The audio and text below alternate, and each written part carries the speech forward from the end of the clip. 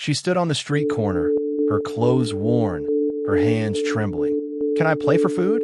she whispered, clutching a small sign. People passed by, sneering, some even laughing. Just another homeless girl, they thought. But when her fingers touched the piano keys, something happened that no one was prepared for. A sound so powerful, so haunting, it silenced the crowd. Who was she really? And why the world turned its back on a gift that could change everything? By day, she was invisible. People hurried past her without a glance, their eyes sliding away as if she didn't exist. But to her, the streets were home now, cold, unwelcoming, yet the only place left. Her name was Maya.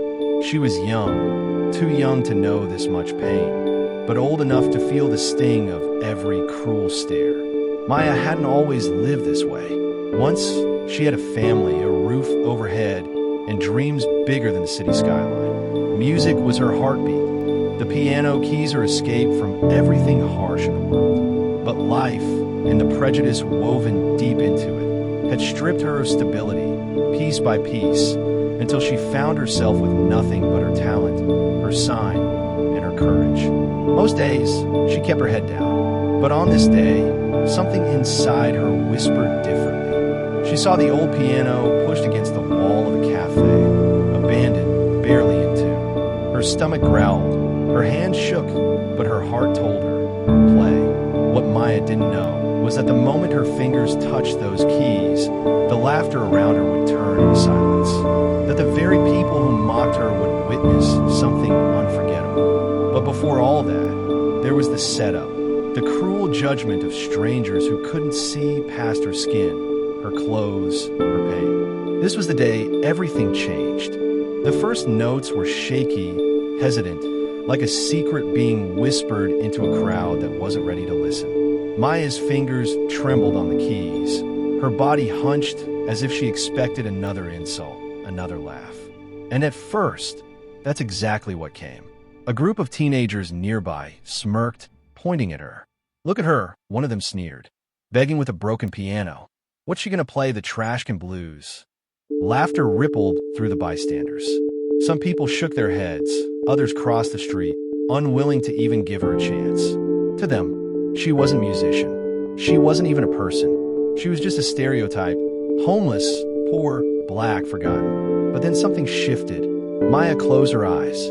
She pressed harder on the keys, and a melody rose from that battered piano.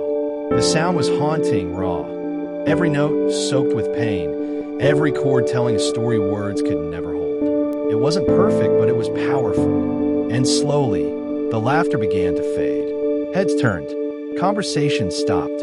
The street grew quiet in a way Maya had never known before. But not everyone was willing to listen.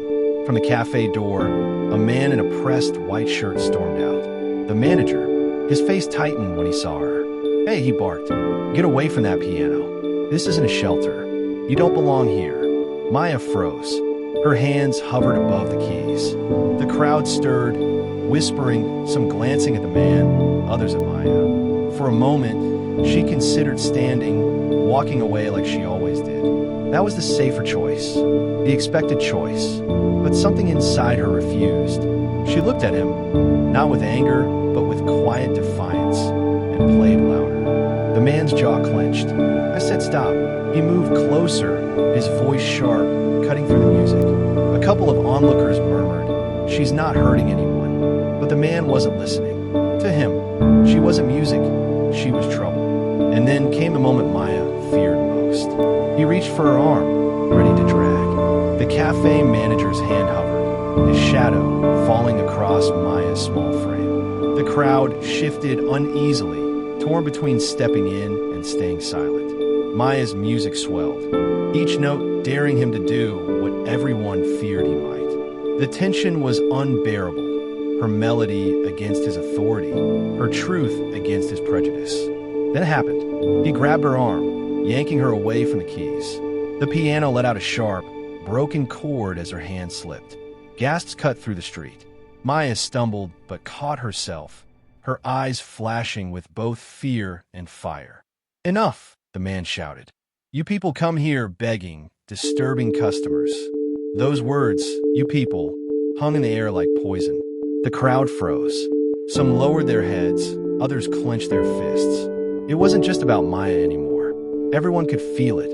This was bigger, an entire history of judgment, dismissal, and silencing erupting in a single moment. Maya's chest heaved. Tears welled, but she refused to bow. She stepped back toward the piano, her voice trembling but clear. "I'm not begging. I'm playing, and you will hear me." And then she played. Even with his grip still on her sleeve, she struck the keys with fierce, defiant passion. The melody that poured out wasn't just music, it was survival, resistance, hope. The crowd erupted. Cheers, phones raised, strangers yelling. "Let her play." The manager's face reddened, his authority slipping as the tide turned. He let go, stumbling back as the music overpowered his rage. And in that instant, Maya wasn't a homeless girl anymore. She wasn't invisible. She was undeniable. The piano thundered through the street, echoing with a power no one could ignore. But as the last notes lingered, one question remained. Would this moment of truth change anything? Or would the world simply walk away, pretending it never happened? The final note hung in the air, trembling, almost fragile. And then, the silence broke. Applause erupted, loud, relentless, echoing down the street. Strangers who had once mocked Maya now stood on their feet, some with tears in their eyes, others shouting her name. For a brief, powerful moment, she wasn't homeless. She wasn't invisible.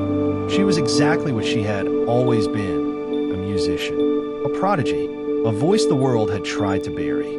The cafe manager retreated, red-faced and powerless. But Maya stayed. Her hands rested on the keys, her chest heaving, her eyes wet but unbroken. In that instant, she had won, not just against him, but against every voice that had ever told her she didn't belong. Still, the truth lingered. When the applause faded, the reality remained. Maya would still sleep on cold concrete. She would still face stares, whispers, and the quiet cruelty of society too quick to judge by color and circumstance. The music didn't erase the injustice, it only revealed it. And that's the haunting part, because Maya's story isn't rare. It's not a miracle performance on a street corner. It's a reflection of countless lives dismissed, overlooked, silenced before they even had a chance to be heard. How many prodigies, how many dreamers, how many Mayas are lost every single day to the weight of prejudice? Her song was a warning, wrapped in beauty, a reminder that talent, humanity, and worth don't disappear just because the world refuses to see them. So the question isn't whether Maya can play. The question is, will we finally listen?